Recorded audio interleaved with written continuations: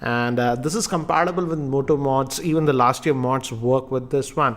And regarding the pricing, this is sort of a premium mid-range Android phone by Motorola. And the pricing is 28,000. It's sold in India via Flipkart and even in offline stores.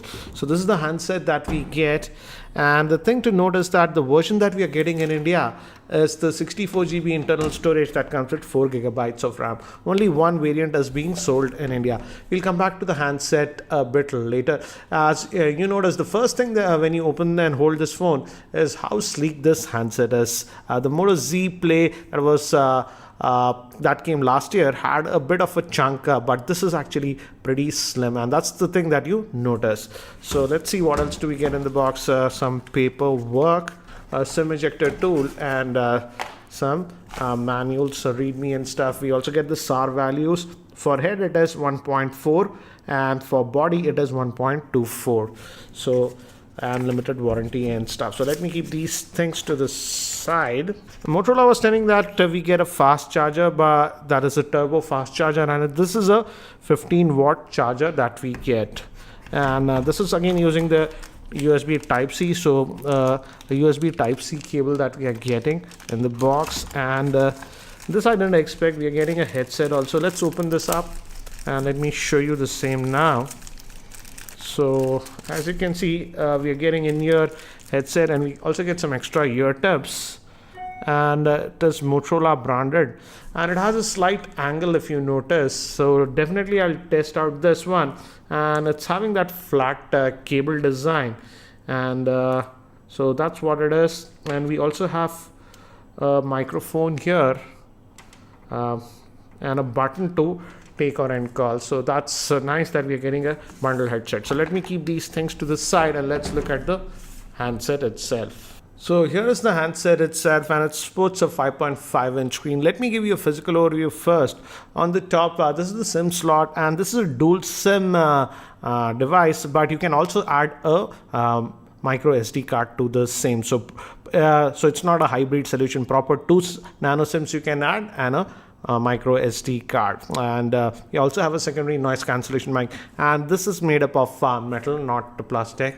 And these are the volume rockers up and down, and this is the power on off button. It gives a good tactile. And on the bottom we have the 3.5mm headphone jack, USB Type-C port.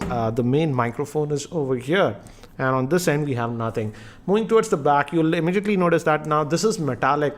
The earlier version of the Moto Z Play, the back was glass, but now this is metallic, and it actually gives a good feel. And this bottom is for the Moto mods. The camera is a 12 megapixel shooter. Again, I'll show you a lot more samples, and it has that dual tone flash, and it is having dual pixels as well as laser autofocusing system. And the front facing camera is a 5 megapixel shooter, and this one is also having a dual tone flash, which is a first that I've seen for a front facing camera.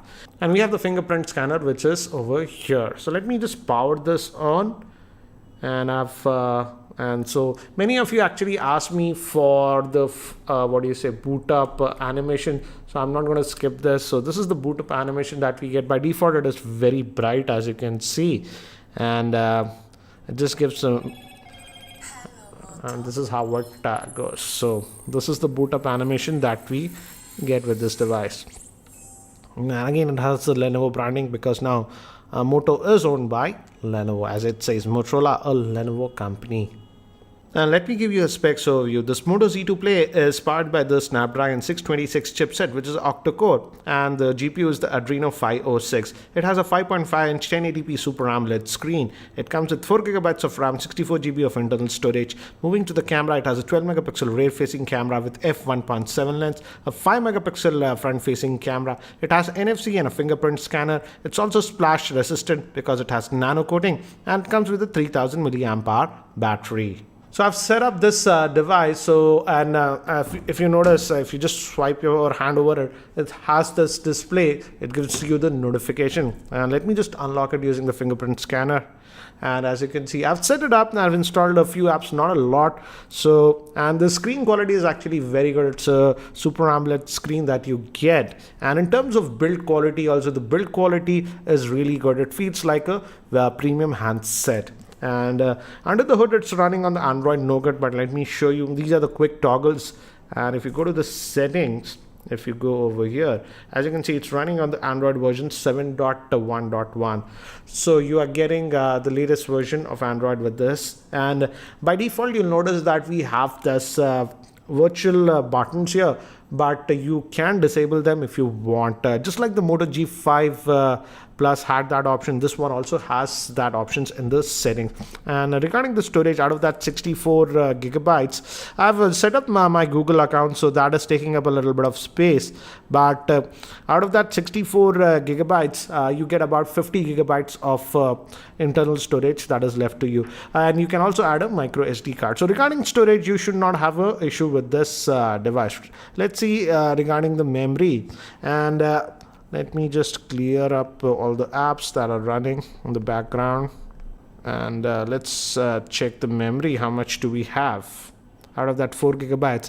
I've used it for about 2 days now. And regarding memory, I didn't have an issue, but this is what it is. Out of that 2 gigabytes, you roughly get about 2.2 GB of RAM that is free. So it's almost stock Android experience that you can see. And it has that new Pixel launcher. You just swipe like this to get to the apps, and it also supports this that we saw in Pixel. Mostly Google Apps works. For example, if you click on it, you get extra options like this. Does not work for every app. For example, WhatsApp is a third-party app and they didn't implement, so nothing happens if you do that. But some apps do. For example, Twitter has an option, as you can see. So this functionality is there, and if you swipe to the left, you get the Google Now, and the Google Assistant is also there on this device. Apart from that, again, it's a Motorola device, so it has some Moto specific functionality like the Moto Voice. You can customize that if you want, and even the Moto Actions it has. For example, chop to get the light, and the Moto display, as I was talking earlier, regarding notification will be shown via the Moto display. So you have to customize for the Moto Voice and the Moto Actions. So you have to give permissions and you can enable that. For example, you have this classic chop to get to the flashlight. If you just chop, it goes by. And camera, opening the camera is also very easy. You just twist, and as you can see, you get to the camera. You can add your locations and stuff to the camera. That's the quick capture option, and it works with QR codes also.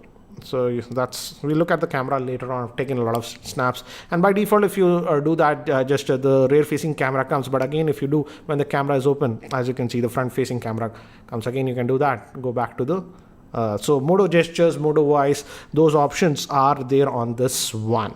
And again, as you can see, not a lot of junkware that is installed. That's a nice thing. We do get the file manager, and as I've mentioned, that Motorola specific app. But apart from that, not a lot of junkware. I've installed this Uber and stuff. As I've told you, I was using it for the past 2 odd days, and the screen quality is actually really good. It has all the sensors that you would expect. Again, they didn't skimp on a lot of sensors on this one.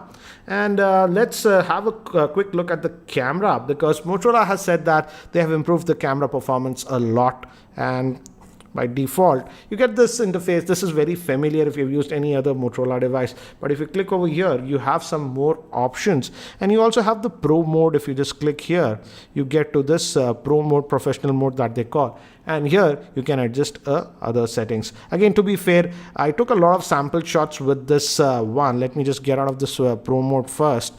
Let's just go back to the default auto mode. But I took all the pictures in the auto mode, and I just used tap to focus at times when required. And one thing you'll notice is that when you click on it and you click the shutter, it's not instantaneous. That is one thing that I've noticed. It's not a huge delay, but just notice this. It takes a split second to capture the picture. But again, as I was in Goa, I took a lot of pictures and videos with this Moto Z2 Play, and here are the samples. And as you can see, the camera performance is actually very good, and I was surprised with the camera performance. As it has that f1.7 lens, you get a decent amount of depth of.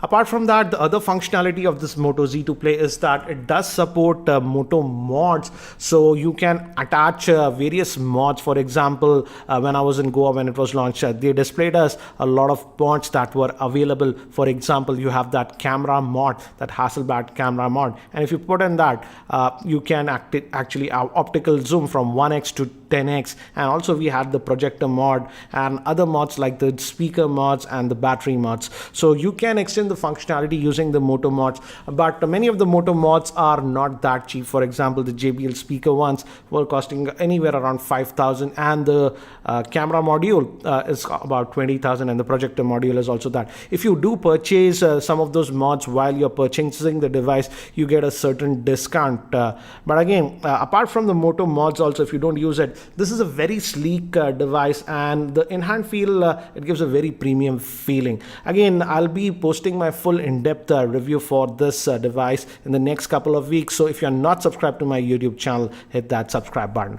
So guys, that's it for now for this quick unboxing and first look at this Moto Z2 Play. And if you're not subscribed to my YouTube channel, hit that subscribe button. Thanks for watching. This is Ranjit, and I hope to see you in my next video.